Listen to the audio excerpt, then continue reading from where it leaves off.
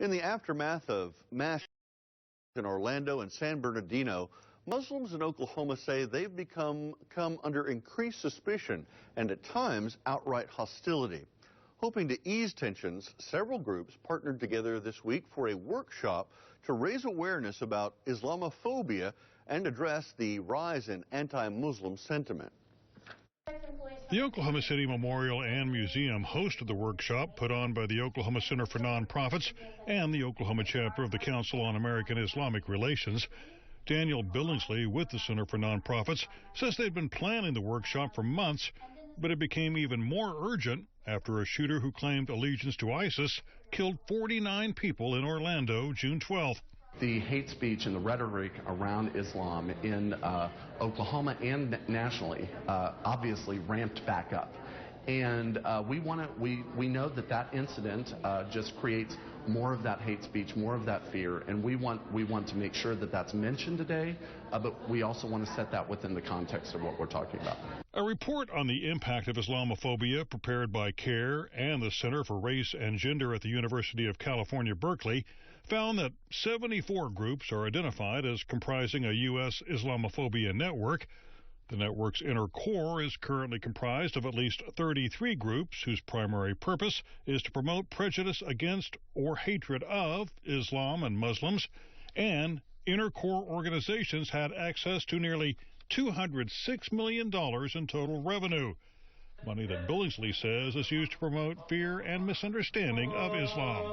Once that happens, those misunderstandings become true fears, and then they become phobias, and then as we can see, that they can potentially become violent, or we can really have a lot of issues with hate speech and rhetoric that we don't need in Oklahoma.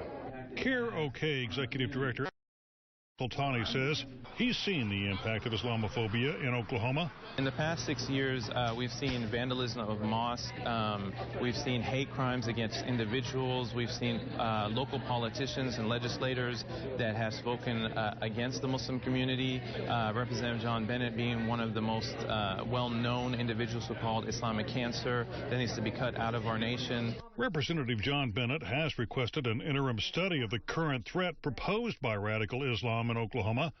Sultani is skeptical of that study's goals.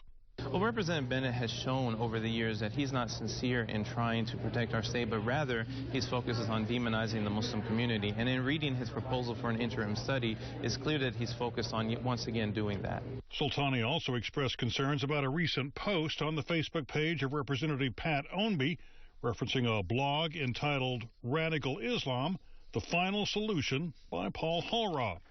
According to the author, Islam is not a religion subject to First Amendment protections, as we in Western cultures understand the term. And Representative Ownby may have posted that not knowing that it was offensive and hurtful towards the Muslim community. So we hope to reach out to him and create some kind of dialogue in hopes that we'll be able to build bridges of understanding. In a statement to ONR, Representative Ownby said, "Throughout my legislative career, I have made a habit of posting commentaries to get a feel of where my constituency base is on a wide range of topics. That is the only reason this article was posted. At times, I find myself sharing the same views with the author of these commentaries, and other times I don't. In this instance, I want to be clear, in case after case, the U.S. Supreme Court has kept the definition of religion extremely broad. It is obvious that this religion is, and should be, constitutionally protected." Ownby went on to say, "I have discussed this matter with CAIR Executive Director Adam Sultani and offered my apology and understanding. He has graciously accepted, and we have agreed to continue a dialogue." Sultani says CAIR hopes to begin more such dialogues. We realize there's a lot of misinformation and a lot of curiosity out there about Islam and Muslims, and we hope to be the organization that can bring that and bring resources to our fellow Oklahomans. Sultani told those attending the workshop the best way to promote understanding of Islam is to visit a local mosque and make friends with those who practice the Muslim faith.